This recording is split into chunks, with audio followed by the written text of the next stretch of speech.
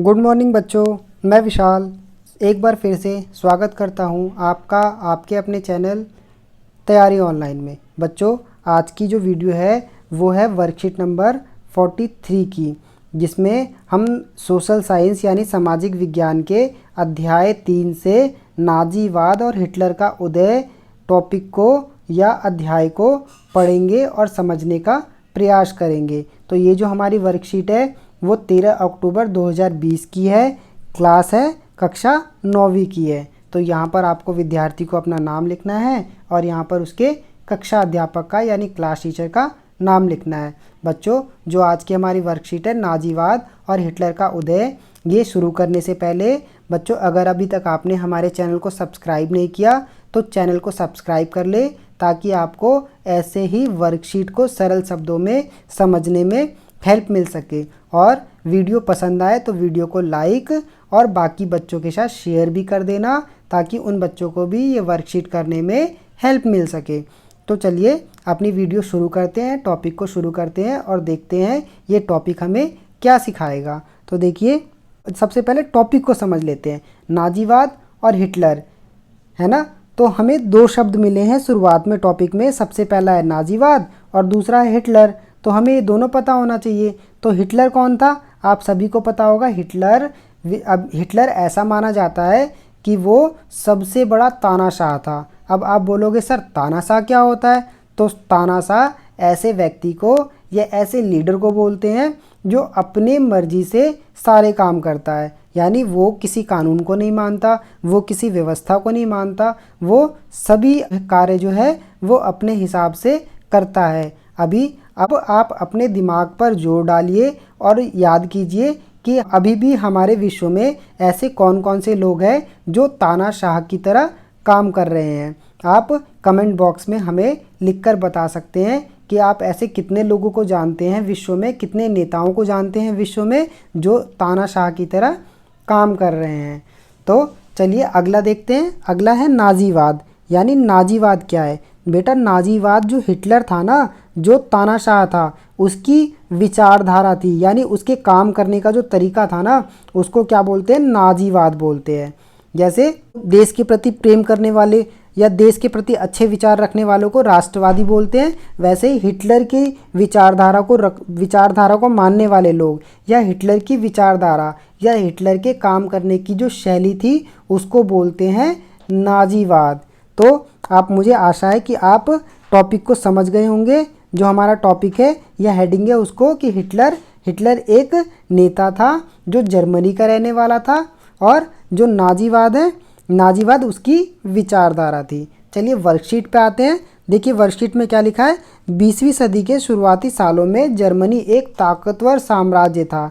यानी जब 20वीं सदी की शुरुआती साल थे, है ना, उसमें क्या था, जर्मनी जो था एक ताकतवर देश था, बहुत ताकतवर था। उसने ऑस्ट्रेलियाई साम्राज्य के साथ मिलकर मित्र राष्ट्र कौन कौन से थे, तो आपको मित्र राष्ट्रों के बारे में पता होना चाहिए कि मित्र राष्ट्र इंग्लैंड, फ्रांस और रूस तथा बाद में इटली, रोमानिया भी शामिल हो गए थे। तो ये जो लोग थे वो मित्र राष्ट्र थे के खिलाफ पहला विश्व युद्ध 1914 से 1918 लड़ा था। कौन लड़ा था, तो जर्मनी लड़ा था। किसके खिलाफ लड़ा था, तो मित्र राष्ट्रों के खिलाफ लड़ा था। मित्र राष्ट्र में कौन कौन से देश थे, इंग्लैंड, फ्रांस, रूस और उसके बाद इटली और रोमानिया भी बाद में इसमें शामिल हो गए थे। और पहला विश्व युद्ध कब लड़ा था, 1914 से 1918 में लड़ा था। सन 1917 में अमेरिका भी मित्र राष्ट्रों में शामिल हो युद्ध में कूद पड़ा था। अब क्या हुआ, जब प्रथम विश्व युद्ध चल रहा था 1914 से 1918 के बीच, तो उसी बीच एक घटना घटी। क्या घटना घटी कि भाई जो हिटलर था ना, जो जर्मनी के युद्धपोत थे, उन्होंने अमेरिका के एक युद्धपोत को, क्योंकि अमेरिका उस टाइम तक कह रहा था कि मैं युद्ध में शामिल नहीं होऊंगा। क्यों, क्योंकि वहाँ पर औद्योगिक क्रांति हो रही थी और अमेरिका बहुत तेज़ी से आगे बढ़ने की कोशिश कर रहा था, तो अमेरिका युद्ध में शामिल नहीं हुआ था। लेकिन अचानक से क्या हुआ, 1917 की घटना, जर्मनी ने अमेरिका के जो जहाज़ थे, पानी के जहाज़ जिससे वो व्यापार करता था, उसको बम मार के उसको पानी में या समुद्र में डुबा दिया। जब ऐसा हुआ तो अमेरिका को क्या हो गया, गुस्सा आ गया और अमेरिका भी क्या हो गया, युद्ध में जर्मनी के खिलाफ कूद पड़ा। किसके साथ मिल गया वो, मित्र राष्ट्रों के साथ मिल गया। अब 1918 में केंद्रीय शक्तियाँ, अब देखिए युद्ध किन के बीच हुआ था, दो लोगों के बीच हुआ था, एक तो थे मित्र राष्ट्र और एक थे केंद्रीय शक्तियाँ यानी ध्रुवीय राष्ट्र। तो ध्रुवीय राष्ट्र या केंद्रीय शक्तियों में कौन कौन थे, जर्मनी, ऑस्ट्रिया, तुर्की, ये कौन थे, ये ध्रुवीय राष्ट्र थे। यानी ऐसा माना जाता था कि ये उस टाइम पे विश्व की सबसे बड़ी पावर थे, यानी ताकत जो थी सारी विश्व की, जैसे अभी अमेरिका के पास है वैसी ये ताकतें इनके पास थी। तो देखते हैं 1918 में केंद्रीय शक्तियां जर्मनी, ऑस्ट्रिया, तुर्की मित्र राष्ट्रों के साथों पराजित हो गई। लेकिन क्या हुआ, अमेरिका के युद्ध में आने के बाद जर्मनी, ऑस्ट्रिया, जो तुर्की थी ध्रुवीय राष्ट्र, ये किनसे पराजित हो गई, मित्र राष्ट्रों से पराजित हो गई। पराजय के बाद जर्मन सम्राट ने पद त्याग दिया। इसके बाद वाइमर जर्मनी में एक स्थान में संघीय आधार पर एक लोकतांत्रिक संविधान पारित किया गया, जिसके अनुसार जर्मन संसद यानी राइक्सटाग के लिए महिलाओं सहित सभी वयस्क नागरिकों को सार्वभौमिक वयस्क मताधिकार के द्वारा जनप्रतिनिधि चुनने का अधिकार दिया गया। यही वाइमर गणराज्य का जन्म था।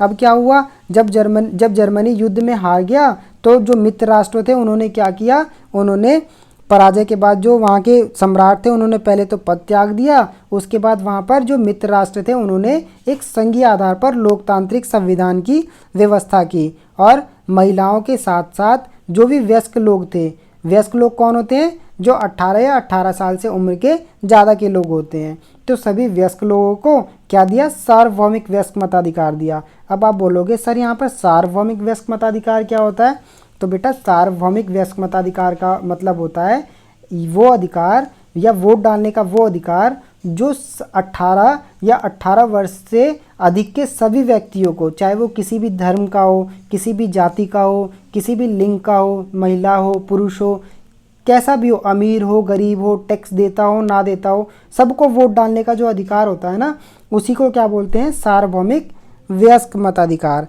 सार्वभौमिक मतलब सबके लिए और मताधिकार मतलब वोट डालने का अधिकार के द्वारा जनप्रतिनिधि चुनने का अधिकार दिया गया। और सार्वभौमिक मताधिकार के द्वारा क्या दिया गया, अपने नेताओं को चुनने का अधिकार दिया गया। और जो यही था वाइमर गणराज्य का जन्म था। वाइमर कहाँ पे था, जर्मनी का एक राज्य था जो संसाधन संपन्न क्षेत्र था।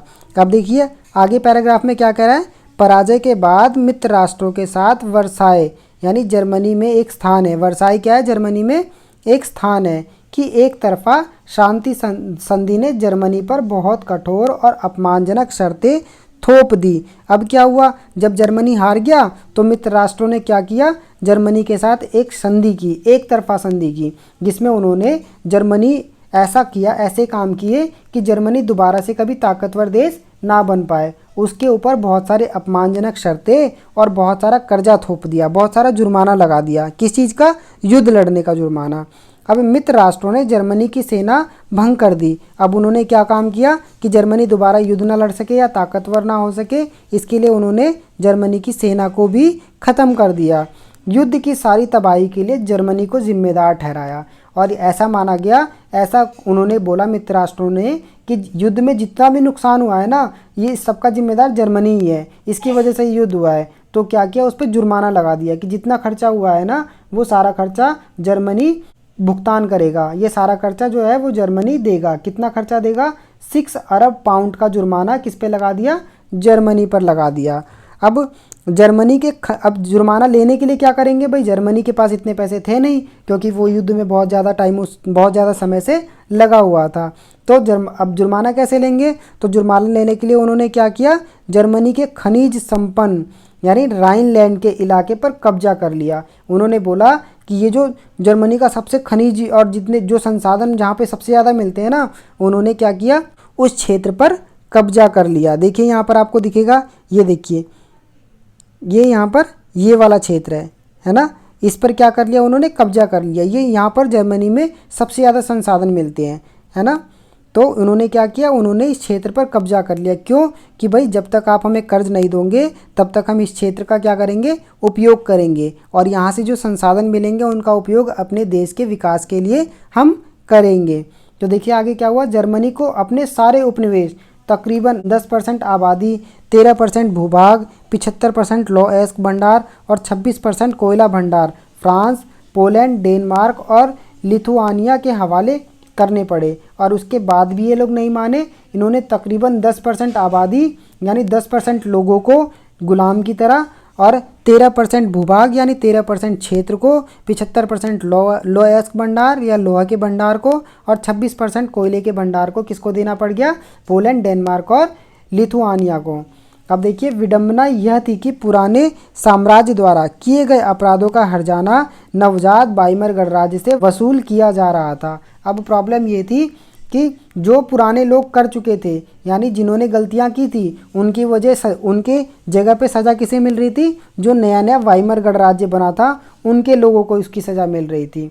तो ये गलत था। बहुत सारे जर्मन ने ना केवल इस हार के लिए बल्कि वर्साय में हुए अपमान के लिए भी वाइमर गणराज्य को ही जिम्मेदार ठहराया। तो आप इस वर्कशीट में अभी तक एक छोटी सी बात समझ में आ गई होगी आपको कि हिटलर क्या था, नाजीवाद क्या था, प्रथम विश्व युद्ध कब हुआ था? तो प्रथम विश्व युद्ध 1914 से 1918 के बीच हुआ था।